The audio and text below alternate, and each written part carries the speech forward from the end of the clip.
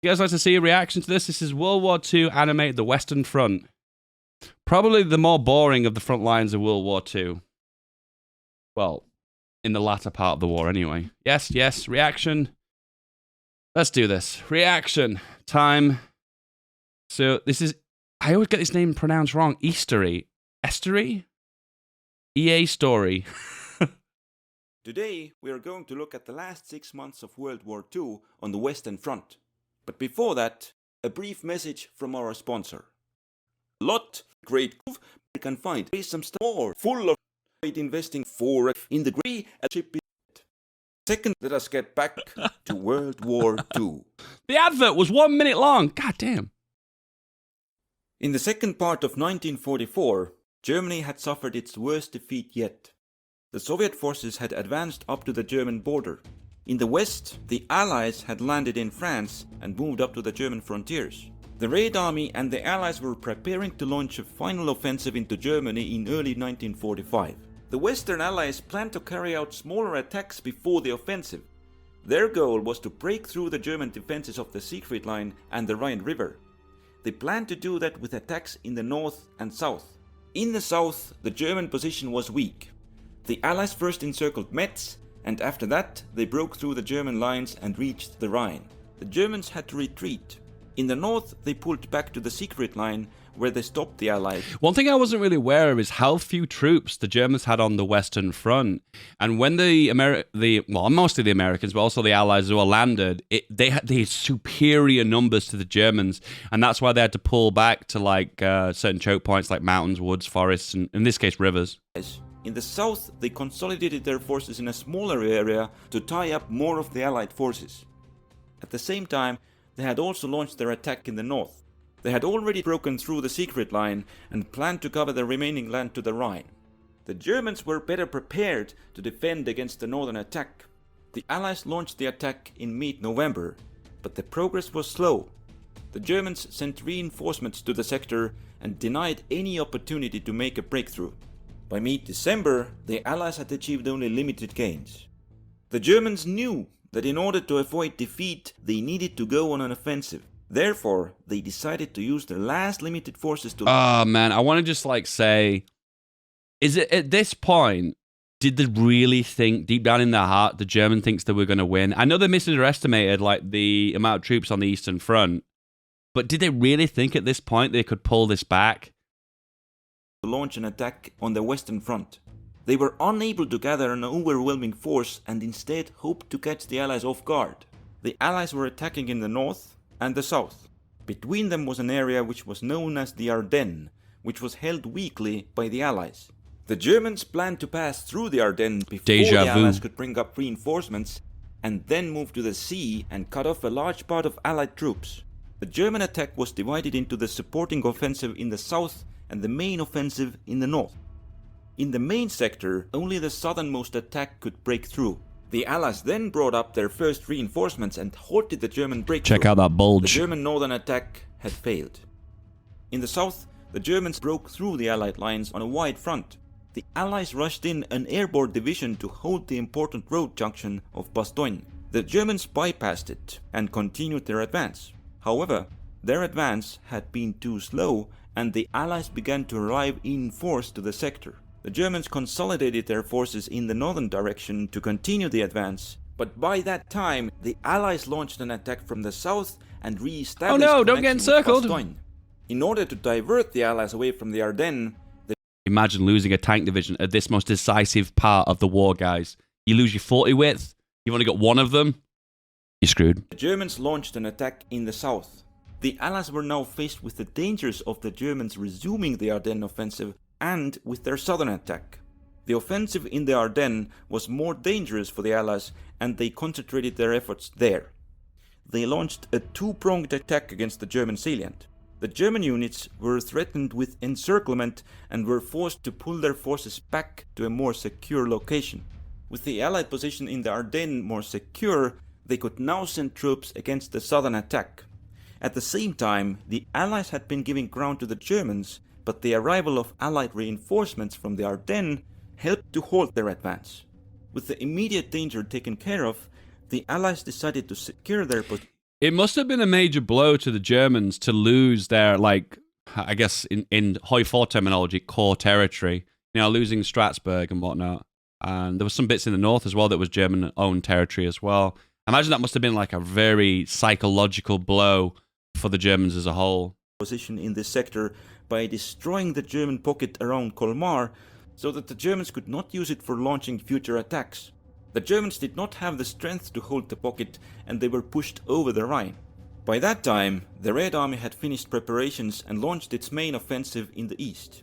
The Red Army quickly advanced, encountering limited resistance. Soviet strong. Soon their forces were coming near Berlin. With this new danger, the Eastern Front became the main priority for the Germans, and they moved away some of their troops from the Western Front. The Germans now switched to full-on defensive in the west, and their forces retreated to the Siegfried Line. By that time, the Allies had built up their supplies and forces to launch a massive attack on the Western Front. They would capture the western bank of the Rhine first from the north, and then from the south. After that, they would cross the Rhine in 2 locations and then capture the Ruhr, which housed large parts of German war industry. Strasbourg is French, I think. It's part of Alsace-Lorraine, not from a German perspective. Not from a Nazi German perspective. Germans were strongly outnumbered, but they were ordered to avoid retreat and hold their positions. The Allies started their northern attack in early February. In the south, the Germans made use of rough terrain and were able to contain the Allied advance.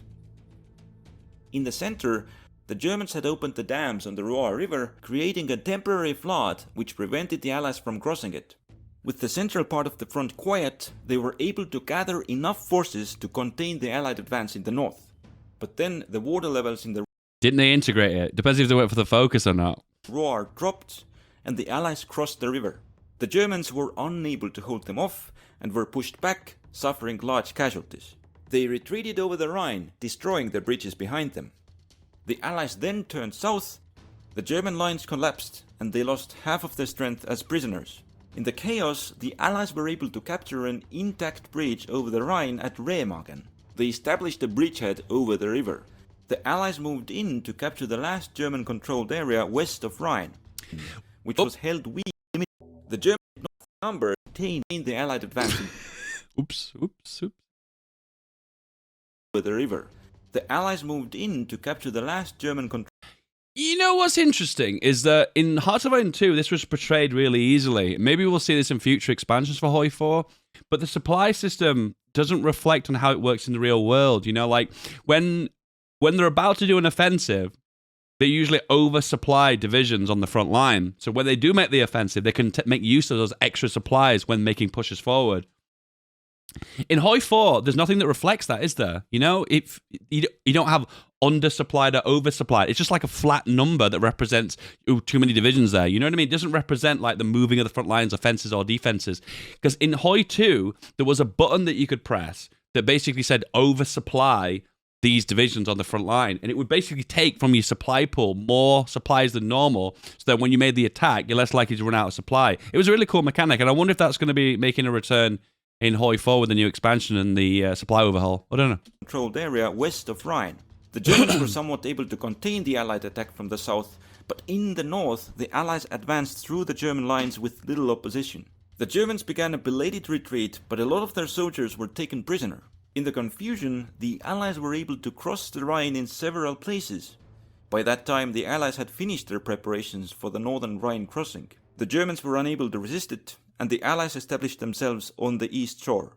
The German decision not to allow retreat over the Rhine had proven to be disastrous. They had lost 300,000 men as prisoners alone. Why is Dunkirk showing under German hands here? What's that all about?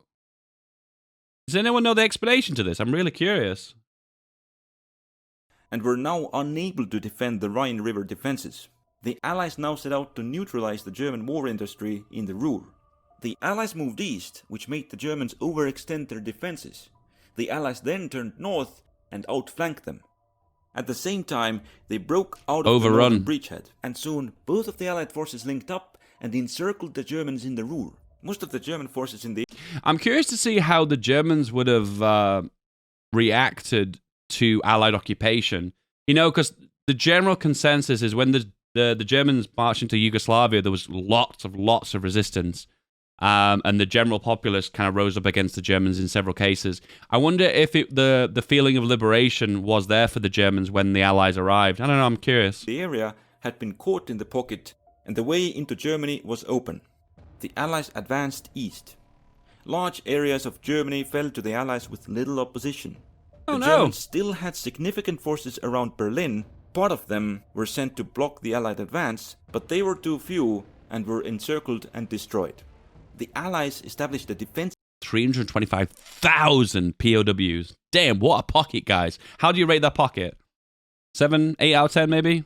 line along the Elbe. Do you know what would be really cool in Hoi 4 is when you did close a big pocket, it actually gave you a pop-up on screen to actually show you how many POWs you encircled. That'd be so cool, wouldn't it? You know, like you get the overrun at the minute, you would get an encircled and show a pop-up. That'd be so cool. Dan, make it happen. Then the Germans had to concentrate on repelling the Raid Army's attack on Berlin. By that time, the German resistance on the Western Front was collapsing, but they still had strong forces on other fronts, and there was the danger that the Germans could pull their forces into the Alps and make a final stand. The Allies turned south in order to reach the Alps before the Germans could set up strong defensive positions there. However, in reality, the Germans had no intentions in making a final stand in the mountains, and after the fall of Berlin had removed Hitler from power, their new government surrendered unconditionally in early May. And the only solution, the only real solution to an unconditional surrender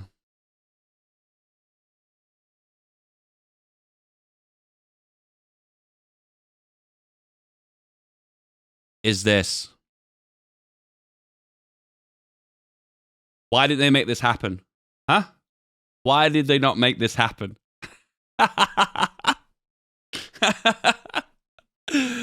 Ah, good times. Anyway, did you guys enjoy that? Was that fun? Did you enjoy the reaction?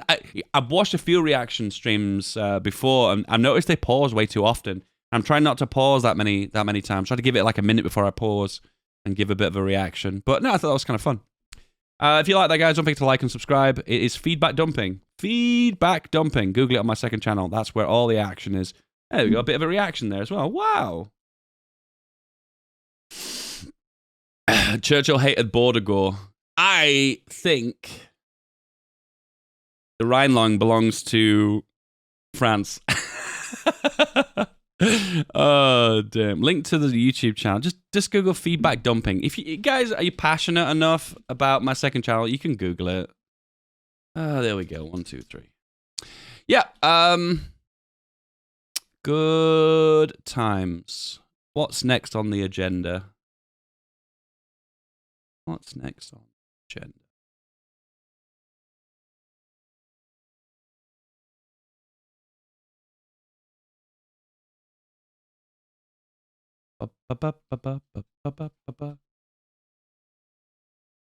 I had a music folder a long time ago that had music for live streams, and I can't remember where I put it. I just stopped doing live streams for a long period, so I couldn't be bothered anymore. All right, yeah, so do you know what I should do? I should show you guys how I make a feedback gaming video. Now, this is not only for my benefit, your benefit, it's also for my benefit, because I want to be able to have a video to show people how I construct videos, because it'll help my editors understand how I build videos up from the ground up. Oh, damn, this is really interesting. The partition plans. Partition plan from Winston Churchill, a North German state and a South German state, including modern Austria and Hungary. What? What? So this would mean Austria would gain territory from this? No. I can see why they didn't go with this, because this is dumb, isn't it? This is just going to cause conflict in future. This will literally make a World War III, won't it? Because they'll try and unify again, but they'll unify with more territory than they begin with. Send it to Florius, yeah. Petition plan from Franklin D. Roosevelt. Oh, he wanted to do the full French partition. He wanted to do the French partition. Who is this guy? Morgan. Who is this guy? North German state, South German international zone. Territory lost from Germany. This is actually pretty close to how it ended up, though, isn't it? Yeah, who is this person? Morgan. Who is this? Marvel? Shush. This guy was...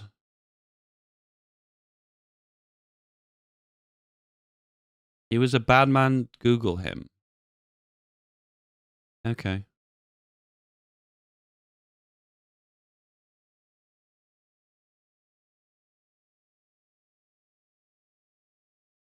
American German. Okay. This is kind of what they ended up with. But they eventually wanted to give it back, didn't they?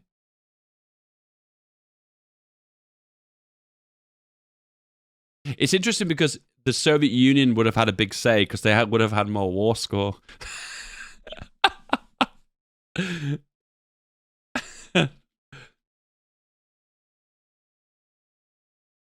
Oh, I've heard about this. Yeah, they were going to give land to the Dutch, weren't they? Yeah. I can see why they didn't do this because it would have made future conflicts. It would have basically rose up German nationalism in future to try and regain previous territory. I can understand why they ended up with what they got. In a way, you're probably going to say, oh, but Dave, that would have been the case with the Polish territory they lost. But no, they didn't because there was a lot of like people who left these areas who were German. So technically these areas were displaced. So the only thing that would make these German again is the feeling that that was like greater Germany in some kind of sphere, but there was not as many Germans living in these territories. Germans living in Poland. They pretty much got deported or ejected. Oh, wow, there's way more than I expected. Oh my God, if this... Oh, 1931. Dave, come on. Come on. I'm looking at this and thinking, oh, wow, look at Polish borders. Okay. Okay.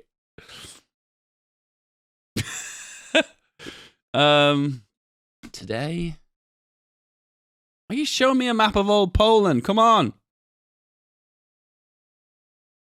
German minority in Poland. Oh, it's not that much. Oh, that's the old map again. No, there's not that many. Never mind. I was totally wrong. 148,000. Ah, that's fuck all.